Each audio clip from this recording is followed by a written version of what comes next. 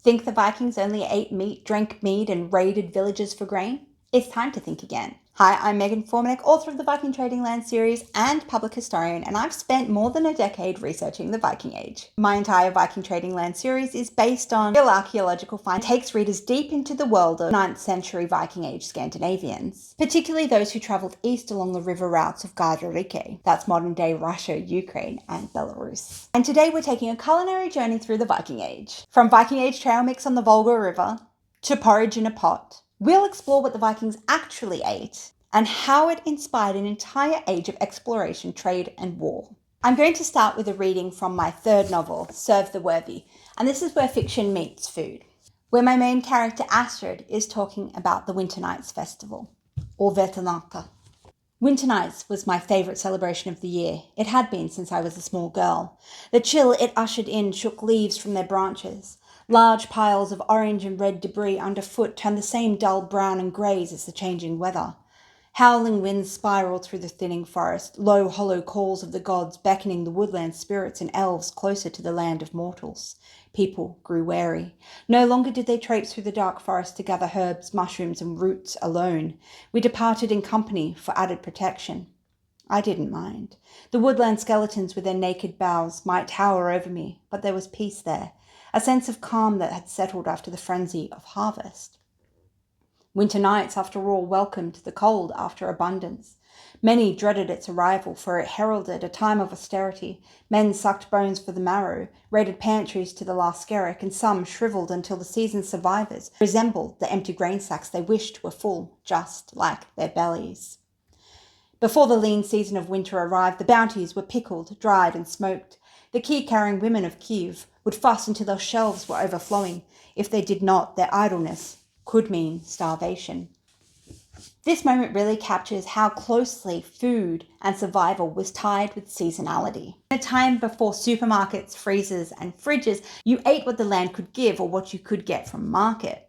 And in winter, that meant careful preparation and a lot of dried and preserved foods. So let's imagine you're a 9th century trader traveling from Aldeigyaborg at the mouth of the Baltic to Kiev along the river routes, probably not in the heart of winter. But you still need to be prepared. So what are you packing? You'd likely be carrying dried and smoked meats, a bit of cheese, maybe some dense loaves to begin with, but certainly some grain to use along the way. You might forage berries if they're in season, and whatever you could trade for along the way.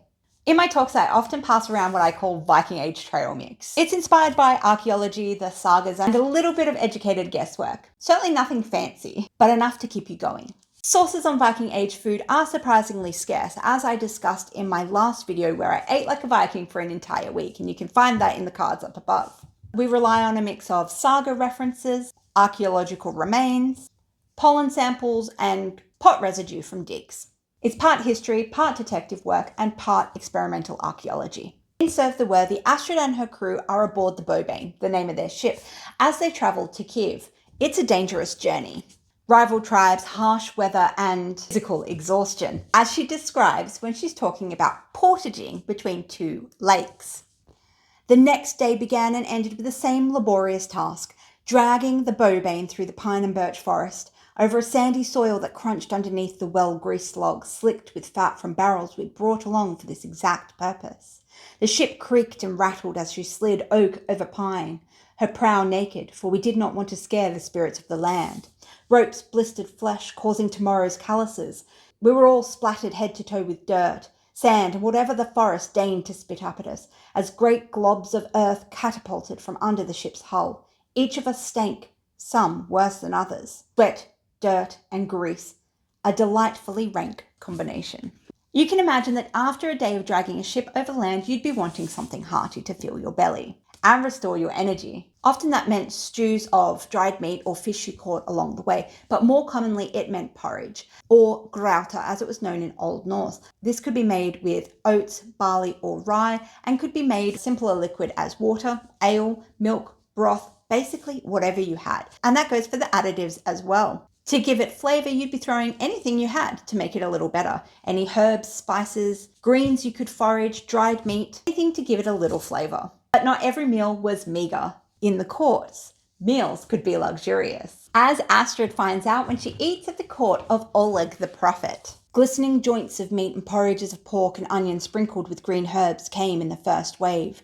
Thralls were laden with enormous plates that were placed at the high table first, before they lay platters of lesser cuts at the lower trestle planks.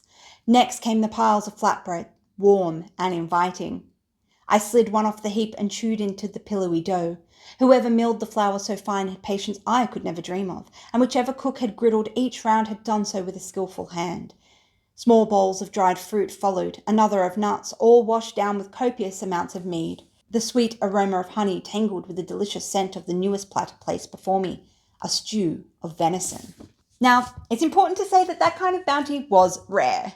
For most, food consisted of humble things such as stews, porridge, root vegetables, and the occasional treat. So let's talk about one of my favourite travel foods, patties. And largely how I've come to make this is from leftover grauta. To the porridge, you mix in some additional onion, a bit of foraged greens like wild garlic, maybe even some dried meat. If you can't find any greens, but you've got an abundance of berries that you can forage from, you can make a sweet version of this by just adding the berries and stewing them into the grauta. They're dense and filling and incredibly satisfying, fresh from the butter. I'll pop a link to that YouTube short video where I explored that recipe in a little bit more detail. Let's talk about seasonings. Things that we take for granted, such as salt, was not as easy to come by. There was no supermarket to pop in and just grab a bag of relatively cheap salt. Generally, the way that it was harvested in Northern Europe was from evaporated seawater, which was scraped into flakes. And spices like pepper, which today are pretty much everywhere, had to come all the way from Asia and were so valuable they could be used at times to pay taxes. In my books, I have a character named Citric,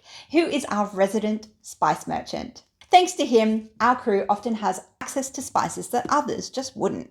And this reminds us that the Viking Age wasn't just about furs and silver. It was about spices and flavour too. While the Norse and Dane Vikings were heading west to the UK, the Swedes or Swedish were heading east and setting up settlements in places like Aldegeborg, Holmgara, and later Kiev. And these were all cultural melting pots. While their leaders might have been Rus, as the spheres became known in this area, the local people were still Slavic. This meant food cultures collided. Pickled vegetables, fermented dairy, new herbs, and cooking methods blended with what the Norse brought with them. They also had other external influences such as the Khazars, the Pechenegs, later the Magyars, and the Byzantines. Food wasn't just about survival. It marked pretty much every rite of passage and celebration. Births, weddings, war victories. Whether at court or in a croft, food was vital. It fueled warriors, bonded communities, and connected the Viking world to places as far as Baghdad and Miklagard. It really did power the Viking Age. So next time you see a loaf of rye or a pinch of salt, you can think about the hands that might have harvested it in the Viking Age, the ships that carried it, and the fires that turned it into fuel for their bellies. If you enjoyed this journey into Viking Age food, please like and subscribe to my channel and drop a comment below. What Viking meal would you like to try? And if you're hungry for more videos like this, in the cards I'll link the video where I ate for an entire week like a Viking and my entire YouTube short series on Viking Age food. In the description below you'll find more information about my books, and I'll see you next time. Thanks for joining me on the trail.